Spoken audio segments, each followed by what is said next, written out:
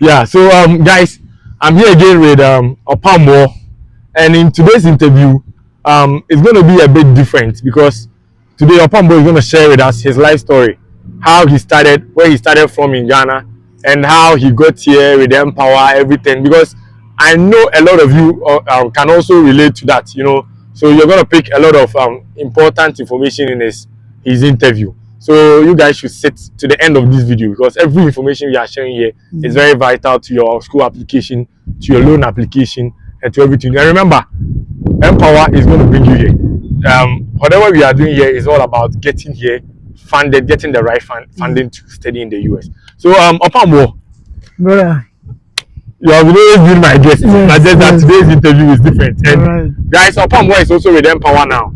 So we are the same with Mpower right now. Opamo is Mpower, I'm also with Mpower. So Opamo, tell me, what motivated you? Because I want to know this.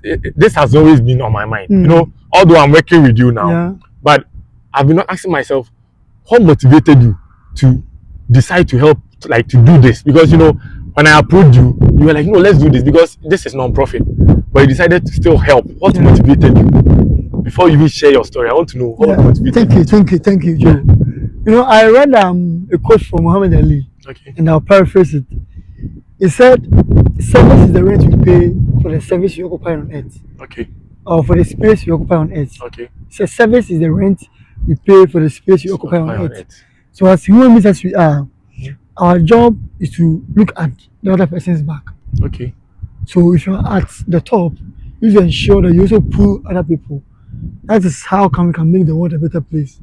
So when I got my visa, I struggled along the line. And I said, okay, I have this information. Why do I keep it then? Let me share.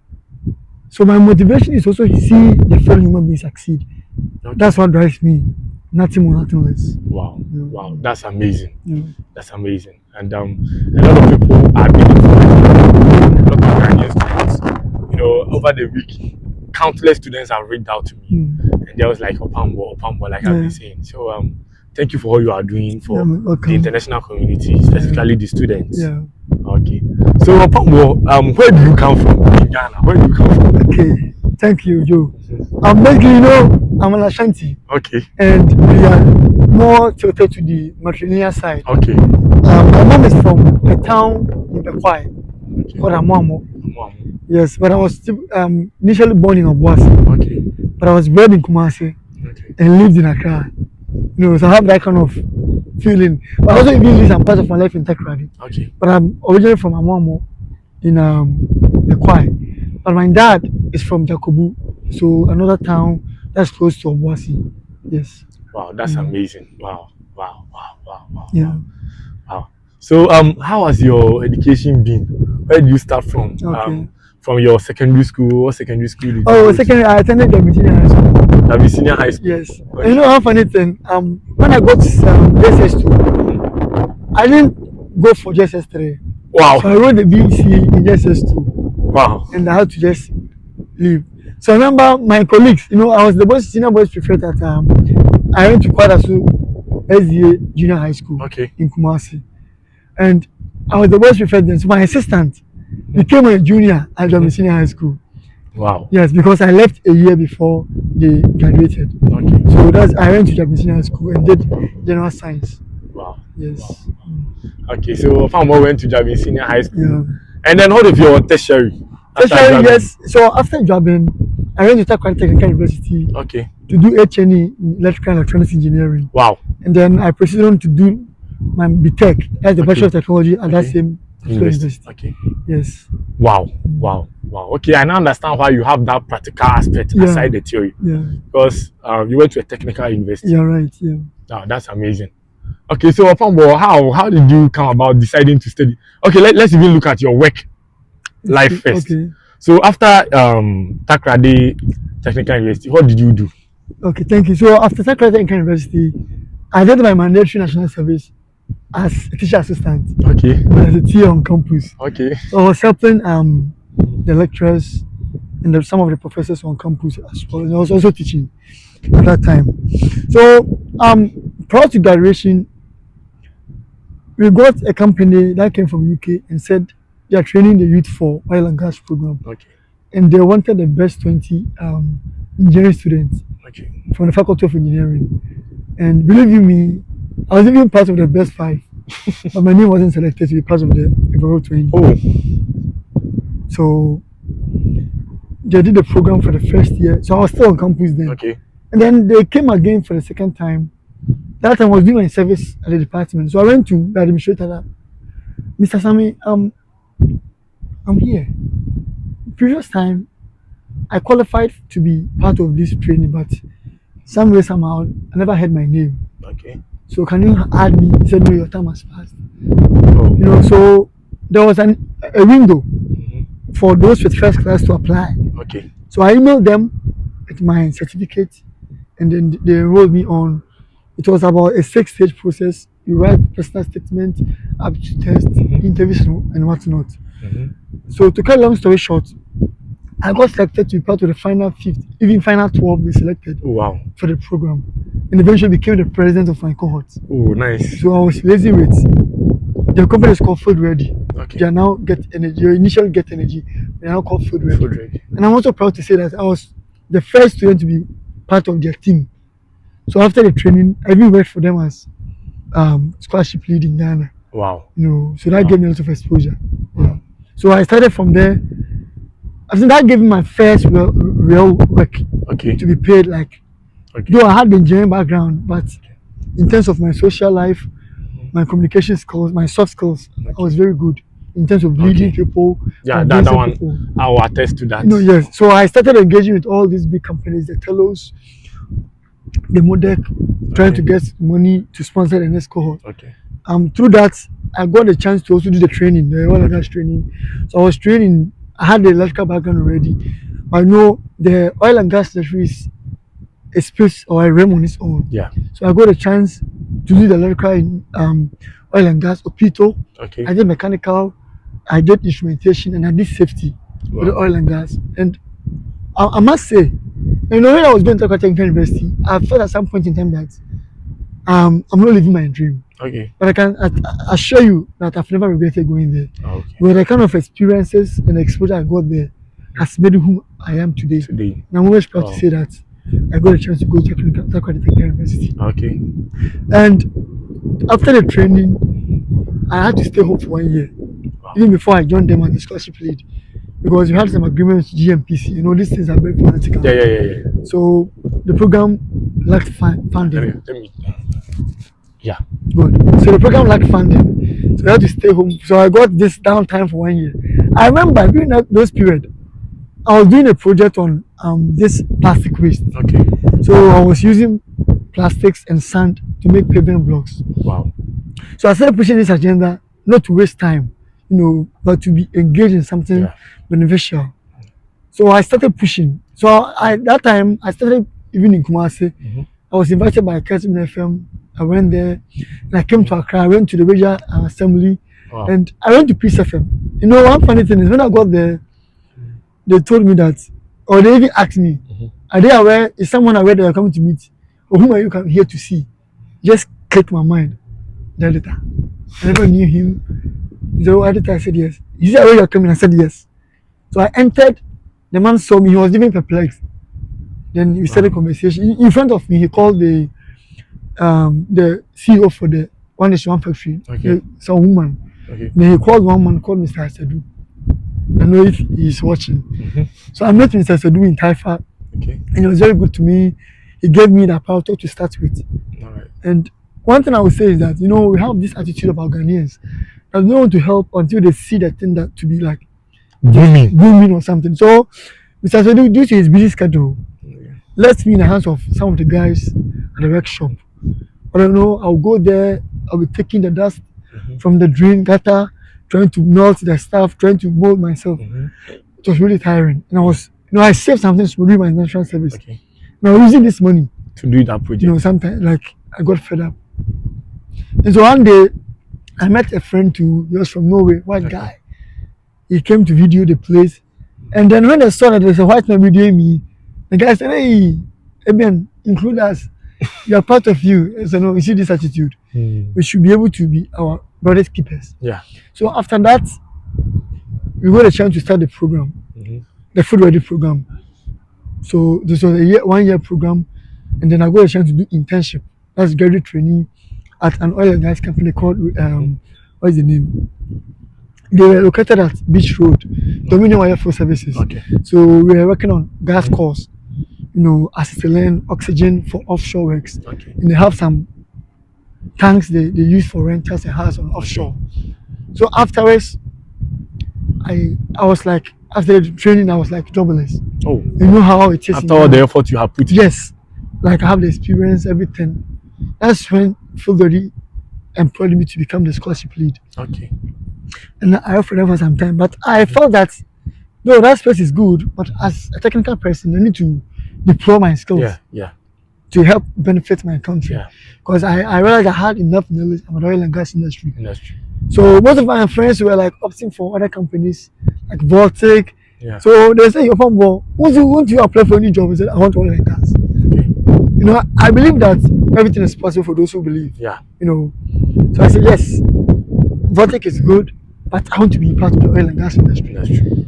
And lo and behold, I was there one time, and the scholarship, the food ready rep in Ghana emailed me that there's a company that into oil and gas. They've seen my CV and they're interested. Okay. So the CEO called me from Nigeria. We had an interview. So ironically, during COVID time, when they were laying off people, that's when I got employed. Wow. People were going home. Even before that, Slumberjay, an oil and gas company, came to Sakrali for an aptitude test. Okay. So like all engineering students across Ghana met at the auditorium of Secondary University to write it, to sit for an aptitude test. And I was part of the 15 that selected. Wow. I placed second. Wow. In that exams. Wow. So we had the interview, and I know I did very well. Wow. But because of COVID, they were even laying people off. So I never heard from them. Okay. And a week after the interview with Slumberjay, I got this offer from Radio Circle. Okay. So I was in Tekwade by that time, so I had to leave and go to Accra and start my new job. So our office was like in Osu, mainstream building, Papaya area. Okay. So I got there and I was the only Ghanaian. We were two, we were two people just in the office, myself and my boss. Okay. I had my own office for the first time. It was quite impressive. Yeah. So I started with them and things were moving on, and they said they want to take me offshore, so they had to train me. Okay. And my boss lectured me, you're the first Ghanaian, we're investing so much in you. Don't disappoint. I said, I'm someone who is intrinsically motivated. Okay. It's good for you to tell me, but I know my rights. You know what you are doing. From my wrong, from my left, so I know what I'm doing. Yeah. So I did the training at my time. So I went offshore for the first time. Okay. Flew from Accra to Takrady, took the helicopter. It was an incredible experience. Okay. Worked on the project and I loved it. Since then I started moving and I got a special skill working on radar systems. Okay. So I must say at that time that I was the only Ghanaian doing that job. Okay. Because this job is not off the shelf job that you can go to university and get a degree. Yeah. It's a specialized training. Yeah. And this OEMs, the original manufacturers, train you based on the partnership they have with you. Okay. So my company in Nigeria had the partnership. Okay. So I was privileged to be trained by these people here from Japan, Furuno. So I got a chance to work on their materials. And it gave me a lot of experience, and I'll go.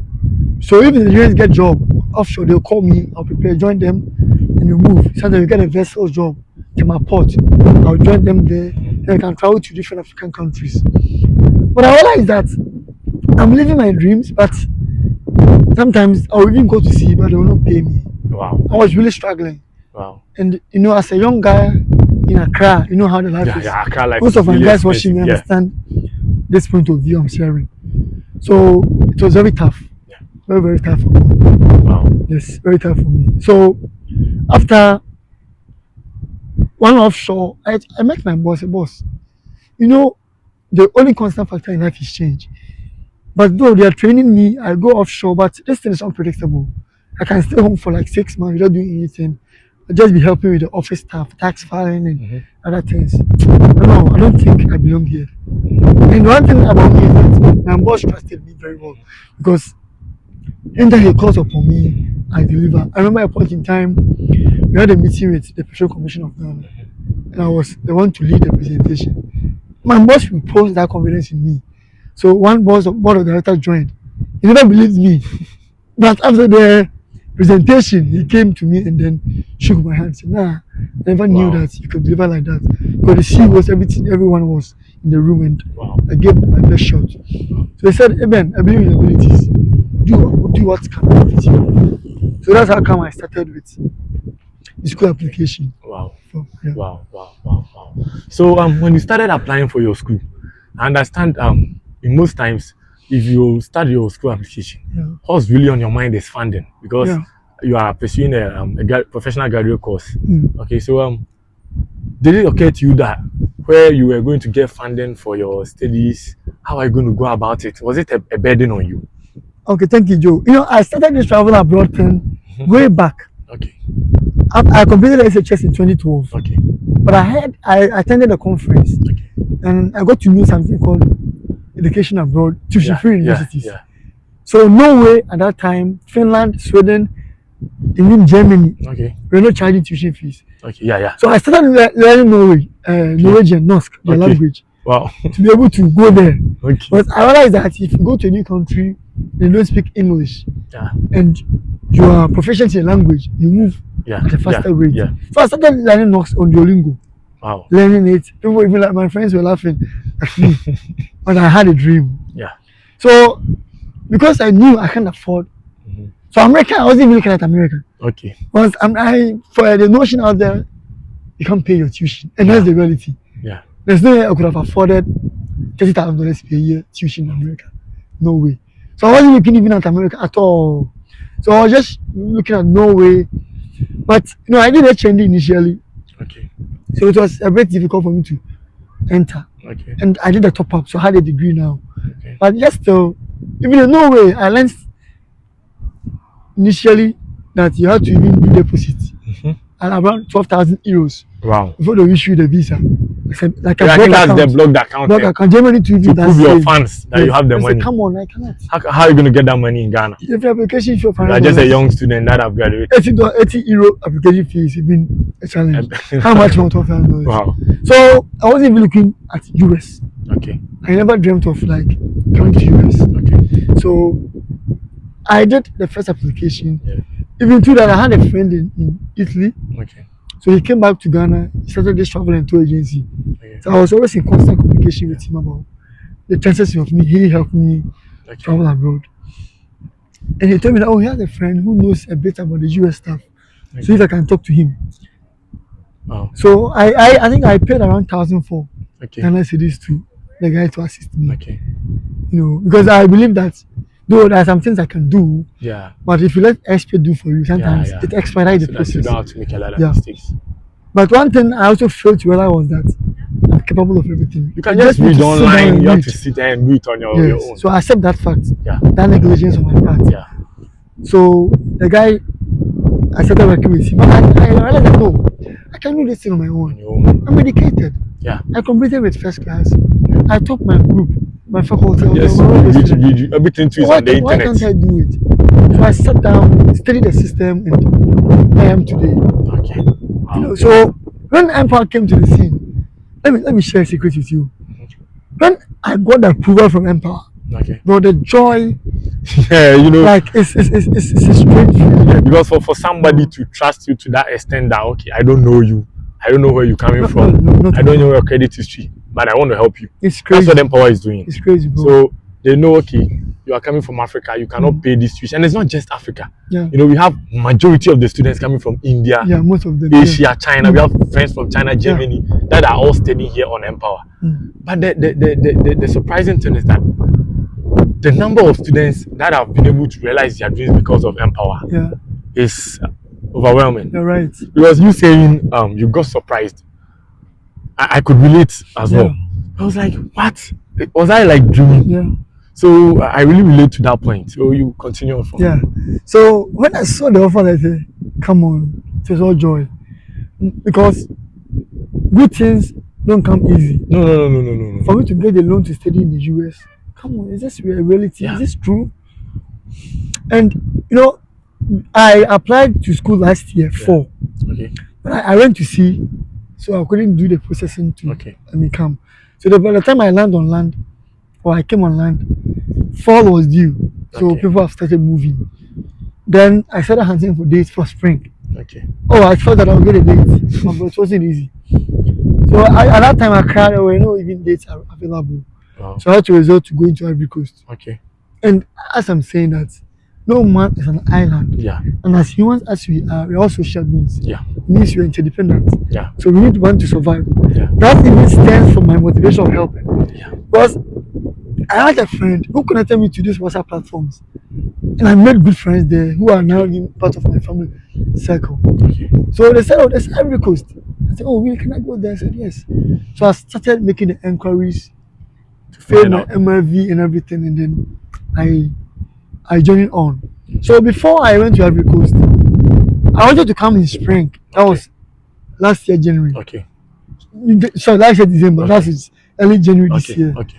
But the earliest date I got was in 26th of January. Oh, that's way beyond your start which date. means I can't. Yeah. So my school said no. Okay. Then I told them, I've bought the MRV. I can't waste that money. So give me a different light change. They said no. Okay. The DSO said no. I said, I'll not sit for my opportunity to just go waste like that. And that time, that was when the dollar was skyrocketing. Yeah. The dollar to the And if you decide to even rebook to get another day to is another issue. You see that it's very difficult. I think it's guaranteed. So I was the first international student from Medical Technology University to be issued a full I-20. Wow. In January. So I pressed them. Wow. I sent them email. I believe that you should be respectful, but you should also accept. Let them know, you are very serious about it. I told them that, look, I've invested in this thing. I understand your principles that you've started school, so I cannot come. Yeah. However, I've paid. Yeah. So give me the 4 so I can go for my interview. Yeah. And there was even a law. Yeah. That 120 days law. Yes. And even that, I can even go for the interview 360 days before my start program. Yeah. The start of my program. So it makes it possible I deal. Yeah. And they understood. And the Mpower loan, initially, they sent the money to the school. Yeah. Because I was in Ghana. Because of the first semester. Yes. And I couldn't come because of unavailability of dates. So you had to cancel your I canceled the first one, so I need to reapply for the Oh, that's another hassle too. So I called them on phone. Explain the situation. Yes, I called them on phone. Okay. And I'm always glad, and I always, anywhere I sit, I always shout praises on them. Yeah, Mpower. Appreciate them and preach good things about them for people to also hear, spread this good news. But when I called them, my interview was Thursday. Okay. So the previous week, Friday, that's when they sent my loan approval letter. Wow. The new one, and I sent the letter to the school. Wow. Because school was going on recess. Yeah. Or something like that. Wow. So on that evening, I got my Mpower loan letter and my I-20. Wow. And I started with the song system and other things. Wow. And through that, I went for my interview in Abidjan. Visa. And going to the interview, that time the border was closed. Yeah. Because border was closed. I had to go and then sleep in Takrady, hotel in Takrady. Wow. And then at the dawn, I went to the station and I met a guy there. And when he saw me, he said, interview. I said, yes. I think that was his 4th attempt or so. Wow. So we went, we got an agent at Elubo who took us through the border. The border. We crossed some river on the boat. Yeah. I also crossed that. That's when, so we go to Abidjan eventually. And a night before my interview, one thing changed my interview. Okay. So I always tell people that always try and listen. Okay. Listen to advice. Try and listen to advice. Because there's a saying that when one is ready to learn, it's an old Chinese adage. Okay. When one is ready to learn, the teacher will appear. Yeah. Okay. So I'm always a student. Okay. So when I got there, a guy has been approved with Mpower. Okay. For my arrival. So on our way to eat, there's one man called Mr. D. Okay. He said, shout out to you. It's amazing. Wherever you are, Mr. D. Yeah. So he hosted us in Abidjan and everything. Okay. So we're going to his place to eat. Okay. On the road, I go closer to those who has been approved. And the guy shared a story that this is what he did right. I noted them down. So out of the blue, he said, one man came today. and he brought some pictures, and it influenced the video, and the video was very happy and exhilarated, and she gave the visa to the guy. Okay. The guy was going for B1 B2, but he brought some pictures. Okay. So okay, I also have some fascinating pictures working offshore. Okay. So I'll print them. So I suggested the idea to the guy I met at the station. Yeah. He was my hotel mate at that time. He said, "Oh, nobody has done that before. Yeah. Why do you want to send pictures?" Oh, Yeah. I said, "I'll do that, even if they don't take, unless you be prepared Yeah. Yeah. for war, Yeah. than not to be prepared for Yeah. what to happen." So I printed 2, even 4 pictures working offshore. Yeah. Now I included them in my application. Okay. So on the D-Day, I woke up at dawn around 3 a.m. Okay. And you know, same thing I'm talking about, learning from the game. Yeah. The guy I met said his first denial was to the fact that the S160 form number didn't match the one on the portal, the MRV portal. Okay. You get my point? Yeah, I get it. You had the S160 confirmation page. Yeah. And Do the, not match the one on the MRV portal. the other portal too. Yeah. There was a mismatch. Okay. I said, wow. So at 3 a.m., it dawned on me to check. You know, when I started one day S160 before I went to sea for the previous 4, Okay. not knowing that I'm still keeping that same form number Wow. on the portal, visa portal. Yeah. So I had to booking. On that portal. So I had to quickly change it at that night and reprint it early morning for my interview. So when I got there, I saw people, you know, the anxiety. Yeah. And in the US, when you get to the embassy, yeah, even the embassy the place around the embassy is crazy. So I was in the mood. I got there, and even getting to the embassy was very difficult. Because Abidjan, they don't speak your language. Yeah, they don't speak your language. If you order Yango, the address, you can't even get it. Yeah. But eventually, we go to the embassy. And we started the interview. This was my thing. Okay. No, the guy I met at the station was 2 ahead of me. Yeah. And there was a Ghanaian guy. Okay. And some other Ivorians. So these Ghanaian guys, the first guy got denied. Wow. The second 2 got denied. I said, hey God, it can't be me. They are them. I am me. Yeah. No. I said, have your story. I have my story. So then I approached the view, and I always say this, that mine wasn't an interview. Yeah. So the transcript I put out there, I wrote the transcript for people to learn from. Okay. But there was no conversation whatsoever. Okay.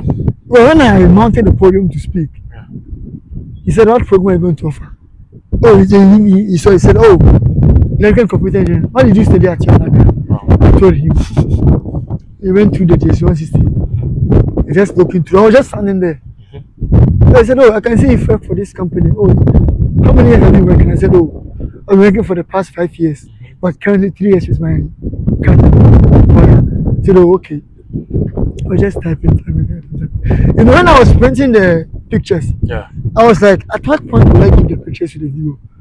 But they say that the way of man is never the will of God. Yeah. So after he looked through the DSO, he just turned to me, show me anything. So I stood there for like 5 seconds. Well, I said, show me anything. Show me anything. Wow, they're your pictures. Anything. I know I had all my transcripts prepared nicely.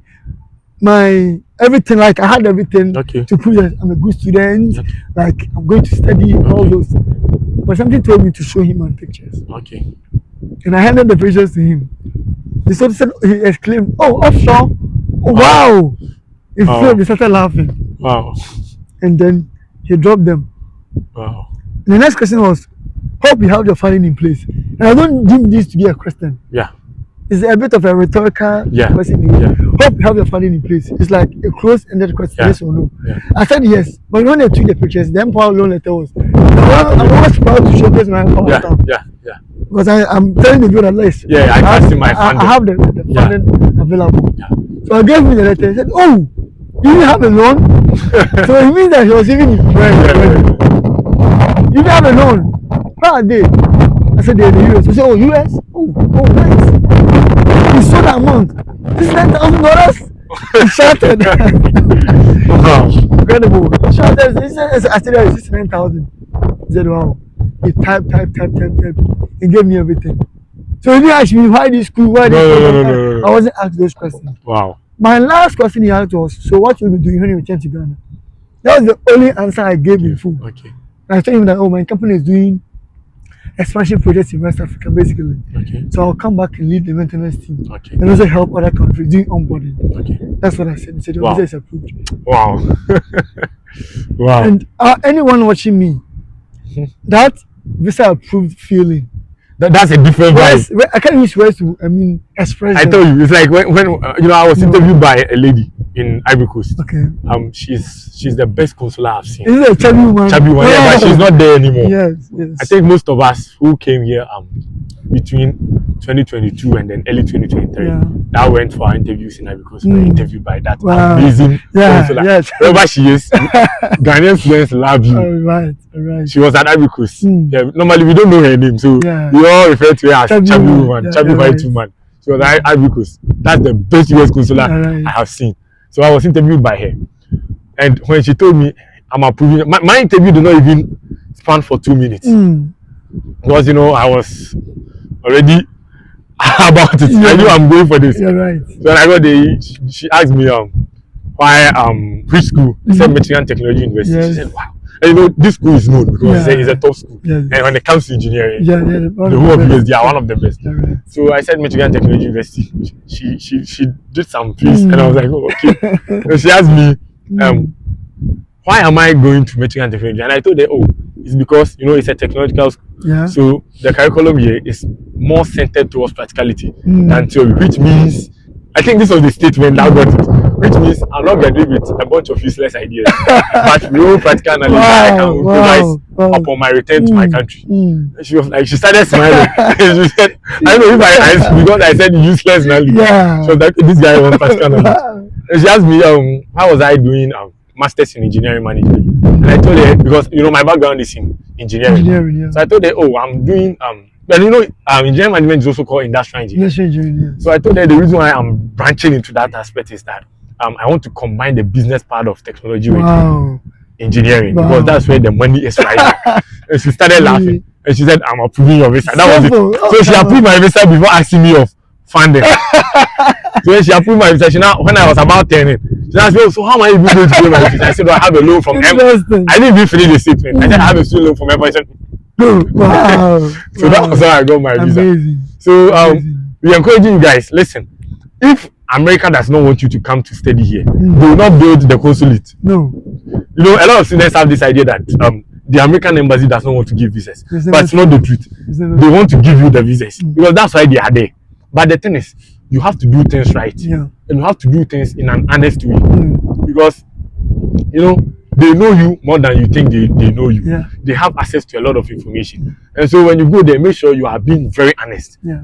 And I tell you, being an international student, one of the strongest things you should have is your funding. Very important. And that is why Mpower is here. Because if not Mpower, Charlie, most of us, where will we be right now? Because a lot of African students here, like 98% of us right now, are funded by Mpower. Even those not funded by Mpower, you just scholarship. Yeah. Scholarship, you can't school in US. No. That's the reality. So, man, Mpower has done a lot for the African continent when it comes to international studies.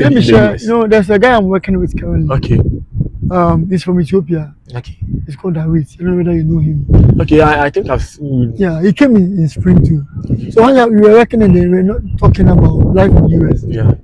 And he said he came here with some small money he saved, and felt that maybe he would try and work and then be paid. If it's not possible, he would just leave. That's leave the school. But somebody told him about Mpower, and then he applied, and the money Mpower gave him after everything surpassed or was much bigger than all his life earnings in Ethiopia. Trust me. And when he said I was theory, because I know this is one man with a dream. Yeah. And he was struggling to achieve that particular dream. And now Mpower is making the dream. And the funny thing is that if you are coming from Africa, we have to be honest with ourselves. Finding this amount of money is impossible, especially to pay tuition. Yeah. Your dad might be rich because most of us are not coming from poor homes though. Yeah.